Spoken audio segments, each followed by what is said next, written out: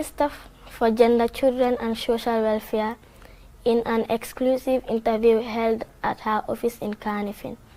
Minister Fatou Kinte reaffirmed her office's commitment on protecting the rights of women and children in the Gambia.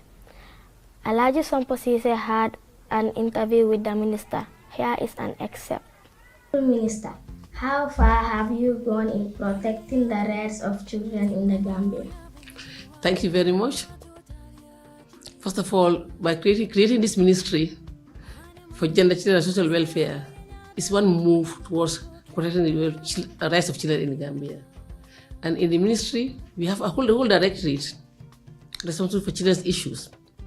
That also shows that the government of Gambia is committed to protecting the welfare of children in the Gambia. We have the Children's Act of 2005, amended in 2015. That's another move towards protecting the rights and welfare of the children of the Gambia.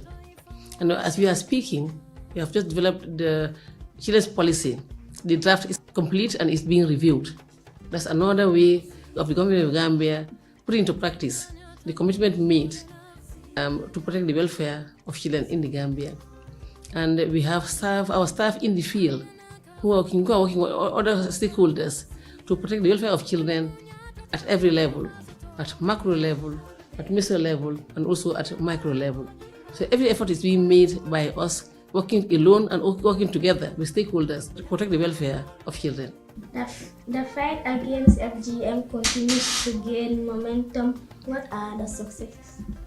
The successes are that, one, all of us work together, government, international organizations, stakeholders, National Assembly members, and children themselves, to make sure that the bill was not repealed last year. I know we all work together. It wasn't one person working alone. So that's a big achievement for all of us here in the Gambia, including you, the children. And as I'm speaking now, we are busy doing community sensitization at all levels, just to make sure that people stop FGM and eventually it is eliminated. And I want to thank very much the government of the Gambia under the leadership of President Adama Barrow, who took the leadership himself at cabinet level to make sure that every effort is made just for us to continue with the legal framework. And I also want to thank our partners, the international organizations, the UNFPA, UNICEF, the World Bank, EU, for all the effort they have made in supporting us to make sure that the law is not repealed. And not forgetting the USAID through the American Embassy, who also gave us support to make sure that the legal framework is not repealed. And we are continuing with the sensitization to further create awareness among everybody to make sure that FGM is reduced and eventually eliminated from the surface of the earth. Well, we are seeing children selling in the streets, and that is considered as child labor. And we are doing every effort to make sure that we meet the families and to find out why are they sending the children to sell in the streets. If it is due to poverty, we have a family strengthening program through which we can support the families and make sure that we keep the children away from the streets and let them stay at home. Because for the child, the best place is the home and the school. So we are going to work closely with the communities, the families, to make sure that children stay at home and read their books for education and skills development. And for the families, we give support in the form of family strengthening, just to make sure that children are further protected from harm in the streets. The Minister for Youth and Sports, Bakary Waibaji, said the government of the Gambia is ramping up efforts to enhance sporting facilities across the country. Minister Baji sat with Aissatou Jallow at his residence in Kanifing. Let's take a listen. Honorable, what initiatives are currently in place to empower the youth in the Gambia, and how can young people get involved? Good day to Aissatou and your colleagues and everybody that is watching Star TV. I want to start by wishing every Gambian child an International Children's Day broadcasting. We hope you celebrate it this year and many more. Of course, it's Ramadan, so we say Ramadan Mubarak to all the viewers of Star TV. Well, there are several initiatives, and some are under the Ministry of Youth and Sports, and some are under other ministries, such as the Ministry of Trade, Employment, and also the Ministry of Higher Education, Research and Technology, because all of those are also young people. But to limit myself to us, or let me say government in general, we have had quite a number of initiatives. First is on the youth side. We have just recently, His Excellency President Barrow, as part of the 60th anniversary independence, launched the youth employment, the empowerment project that is supported by the EU and focusing on the creative arts, that's the tourism and the creative industry, and that's supporting young people who are across doing arts and all those things. And it's mostly to ensure that there is employment created for them through the tourism sector.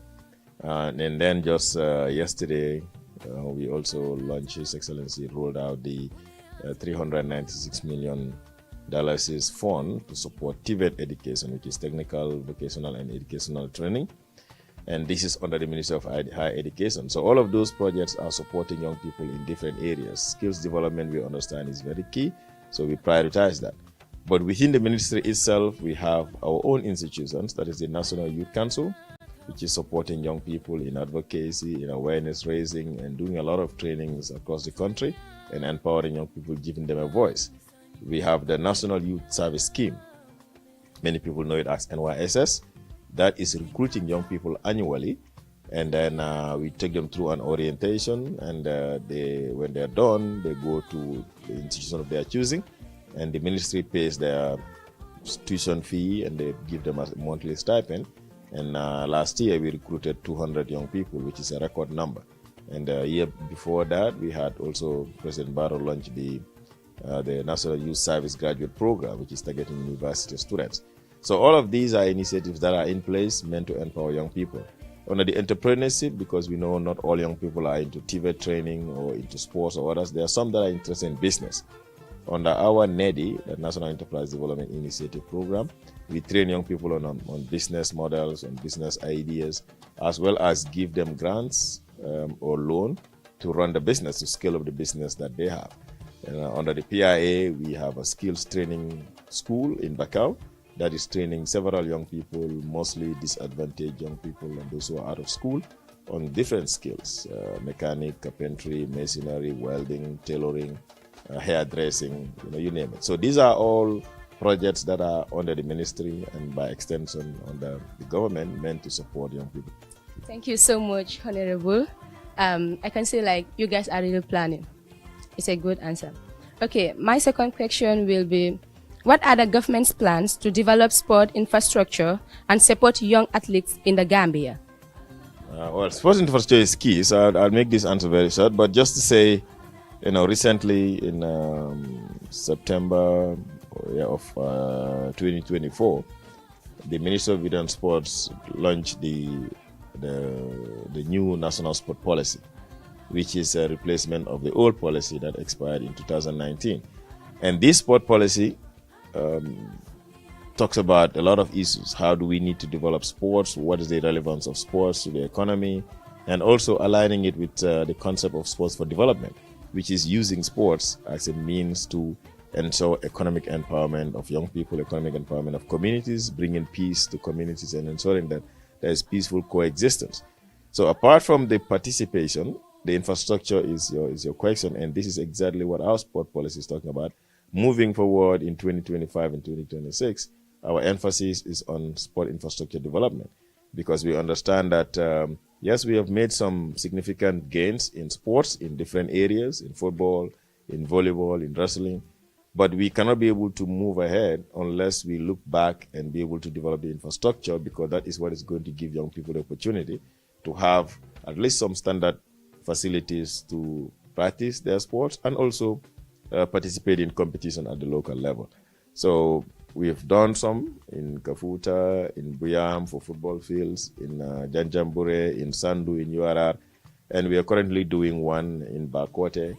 That is going to be a standard mini stadium. And of course, the improvement of the Independent Stadium that was built since 1983 and has never gone on any renovation. We are renovating it to standard. And the good news is we are also now about to start the work on the track, so that it will be all-inclusive, not just football, but track will have a standard track that is going to replace the old one that is there. So all of these are initiatives that are in place. And moving forward, we look forward to doing more in the infrastructure. 2 weeks ago. The Lord Mayor of Banjul City Council, Rohey Malik Lowe, informed Star TV that she intends to run for the presidency in the fast approaching 2026 presidential election if the green light is given. Mayor Rohey Malik Lowe made this revelation in an exclusive interview with Fatou Gassama. Inspired you to become the mayor of Banjul and considering Johnson Sirleaf's achievement. If given the opportunity, will you consider a female presidential in the Gambia too? What inspired me is to, that's a very interesting question.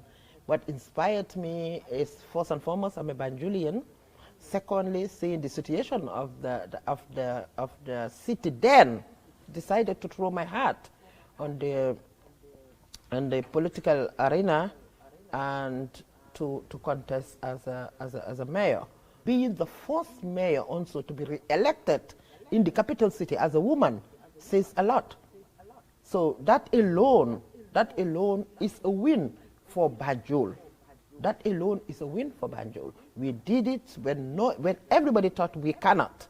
We did it, and we did it again in a very, very difficult circumstances. So that should inspire women to understand that we can be anything in the Gambia, and inspired more girls to understand that the mindset, we have to have a change of mindset where people are saying, no, women should stop here. We are saying, no, we are crossing and breaking the barriers. And coming back to Elif Salif Johnson, I'm sure you said when I'm given the opportunity. I was given the opportunity to become a mayor, yes. When I'm given the opportunity to become a president, yes, I will be there. But at the moment, eyeing on for the transformation of Banjul. So women should understand that we can be anything here. We should shy away from thinking that we cannot be president, we cannot be directors, we cannot be the IGP of police, we cannot have more mayors. We should shy away from that. And this is why we always fought tooth and nail to make sure that the stereotyping, the bullying, and all these things, we are fighting to make sure that it stops. And this can only stop when we come together as one. The solidarity is the recipe. Policies should change, and we should have strong policies that will back women, that will say, okay, this should be done, and we should not try to sway away from those policies. We should implement them to make sure that women and girls have voices in this country. I've just seen on the papers where a magistrate has sentenced somebody to 10 years or 5 years in prison only because, and this is not only because he took out a picture of a woman. And I want to say I was more than happy to see this. You wouldn't hear anywhere, these are naked picture of men. It's only the naked picture of women that they always want to take out because they're taking us for granted. So we are saying it has to stop. Our girls should be protected, our women should be protected, and the mindset should change. Support are available for families to ensure children have a good upbringing. Agenda for children is education, health, and indeed safety. So if you look during the COVID-19, we did a lot to make sure that children are safe. And during the flooding in Tobacco Road, where you live, we try our best to make sure that children are saved. So the safety of children, very, very important for us at the level of Banjul City Council. And this is why I mentioned what the collaboration between Banjul City Council and Rafaela, things that we are doing. We understand that without empowering women, it's always difficult to empower the girls. This is a broad argument, and we have seen in the rural areas where children will drop off from school simply because of the shortages of water. Because, as I said before, most of them, family members believe that the girls should go and fetch water for the household. So imagine you're doing that on Monday, to Friday, and you're losing, for example, you go late to school on Monday, late again on Tuesday, late again on Wednesday. So if you look at the time, if you minus the hours that you are late until during the exams, most of them fail their exams simply because they weren't there when the teacher was giving the lessons that came to during the exams. And what happened at the end of the day, they will just say that, okay, Fatumata is not brilliant, and they will just take her out of school and get her to marry. Where Ibrahim and Omar will continue their education.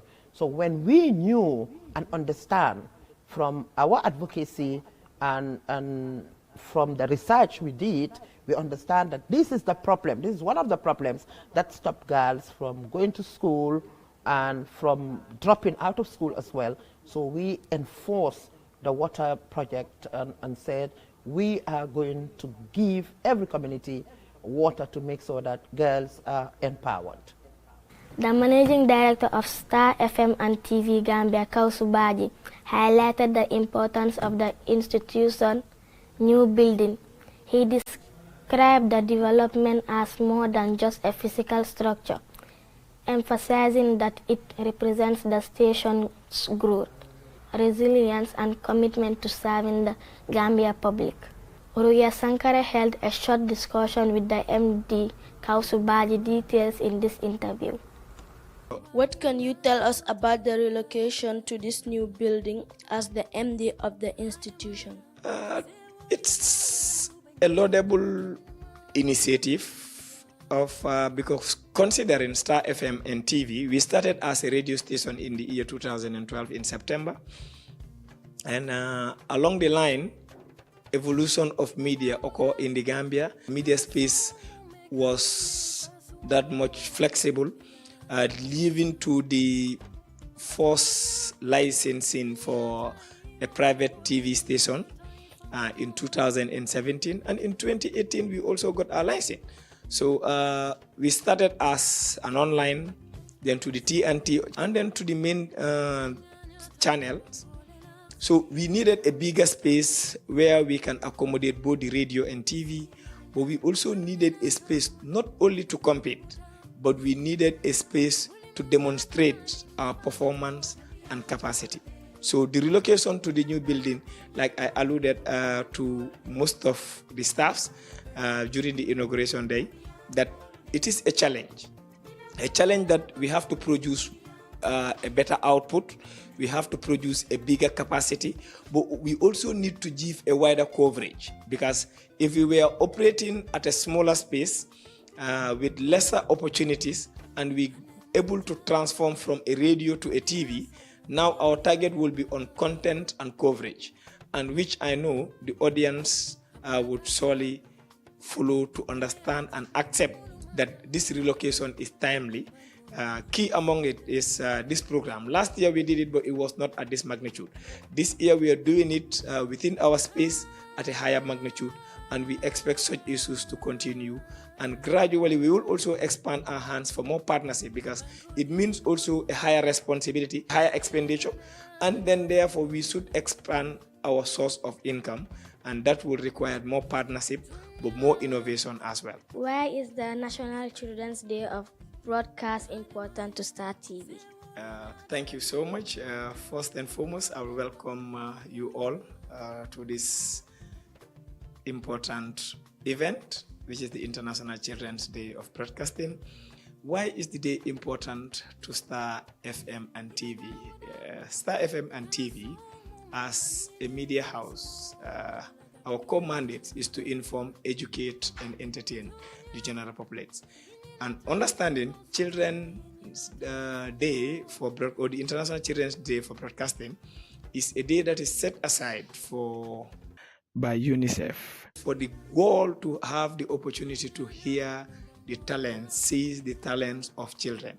So therefore, Star TV, as I said, considering our core mandate, we know this day is key, and we also want to use the opportunity to give children use the day to give children the opportunity for them to showcase their talents, for the general populace to understand that regardless of being a child, there are hidden potentials in them, and these are potentials that if they're given the opportunity, they will showcase. From that interview, we will go for a short commercial break.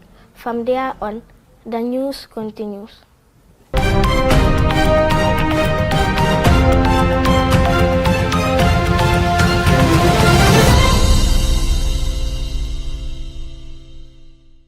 If you are just tuning in, this is Star TV Newsroom, courtesy of the International Children's Day of Broadcasting. I am your presenter, Fatima Jawar. Moving on, the Kachikale Crocodile Pool is a popular tourist attraction, drawing visitors from around the world, and it offers a unique opportunity to see and interact with crocodiles in a safe environment. Abubakar Bah and Rugia Sankara were in Bakau Kachikale to gain first-hand information about the place. Let's take a listen.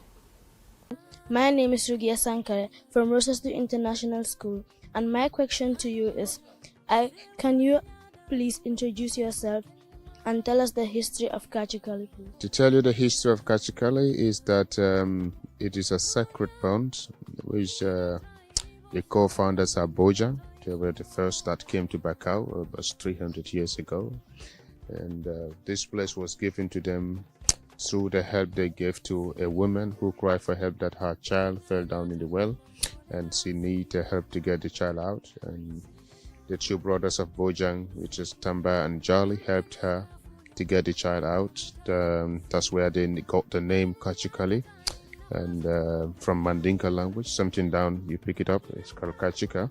That's where the name Kachikale came from. So helping that woman and able to tell them that she's a spiritual woman and she's a rightful owner of this place, that this place has a healing power, they can have it to help people in need, like sick people or barren women, and they all need to do is to give them the water from the pond, and they will wash their body with it, and this will help to be able to achieve the reason why they're here. How impactful is the place to the economy of the country?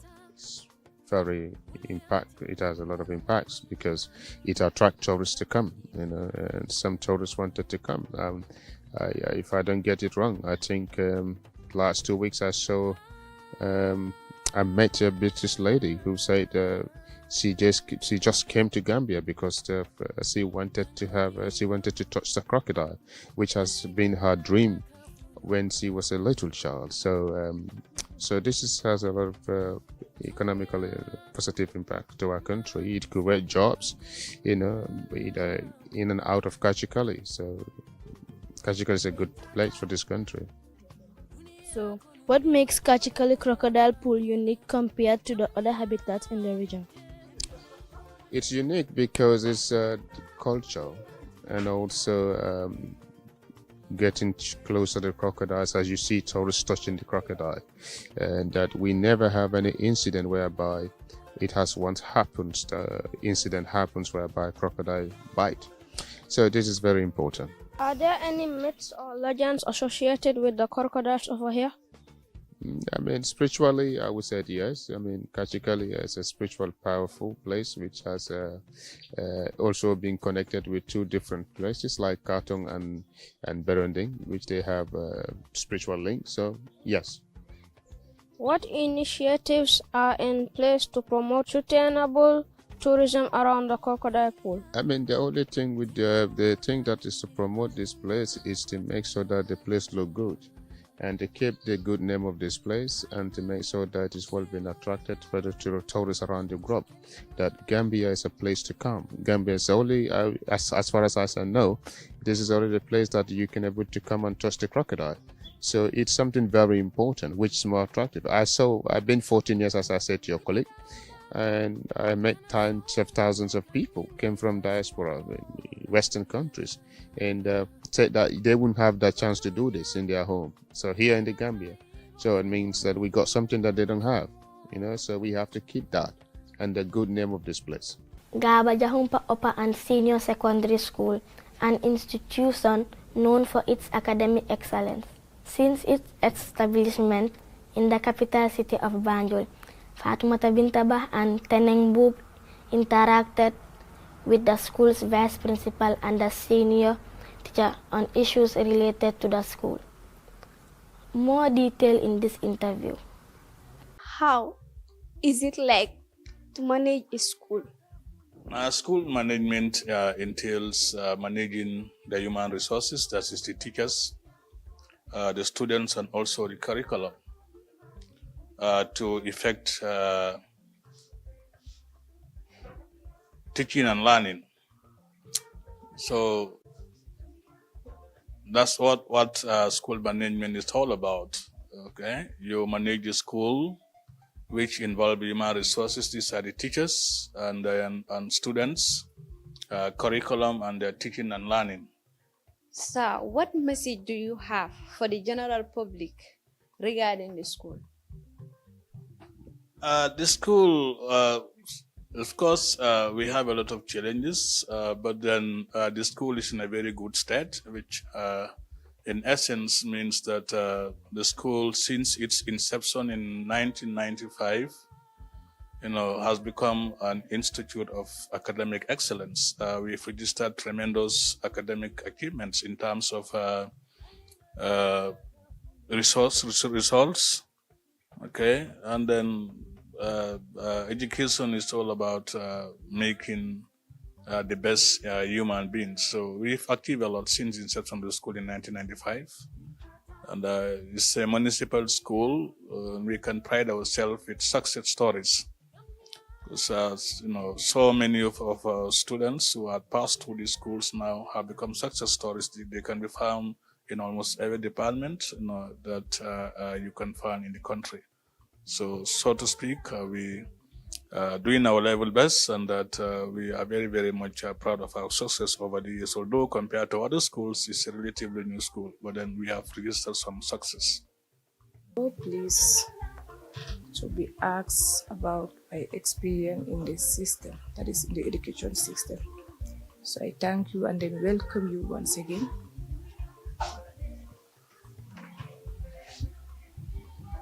Okay, my first question would be, what do you think of the learning system in the school here? Okay, my point of view towards that question is that the learning system in the school here is going very, very well and fine. And then teachers, we have good and then determined and very, very experienced teachers that are in the school teaching students. Again, students that are very, very also determined, and then they are very, very respectful. Though we have constraints when it comes to education, you understand, that is in the school. Let's say the behavior of some students is gross, let's say gross indiscipline. You understand? Those are some of the constraints that we come across in the school. But then, thank God, let's say Alhamdulillah, that we overcome all the constraints that we are facing, let's say, in the education system here in the school. My name is Kabajal. Which school are you? Kabajahumpa Open Senior Secondary School. Kabajahumpa, we can see you are making something beautiful here. What is this called? This is called a seat. It's under what? It's under construction. It's used in a river to cross. Ami. Which school are you? Kabajahumpa. Kabajahumpa, which grade? Grade 9. We can see you having something on the table. What is this called? Weaving. Weaving. You made it for yourself, right? Yeah, I make it. This is very beautiful. Thank you. You're welcome. That is all we have on this Star TV newsroom courtesy of the International Children's Day of Broadcasting. Bye from me and the rest of our news team. Please do enjoy the rest of our fascinating programs. Thank you.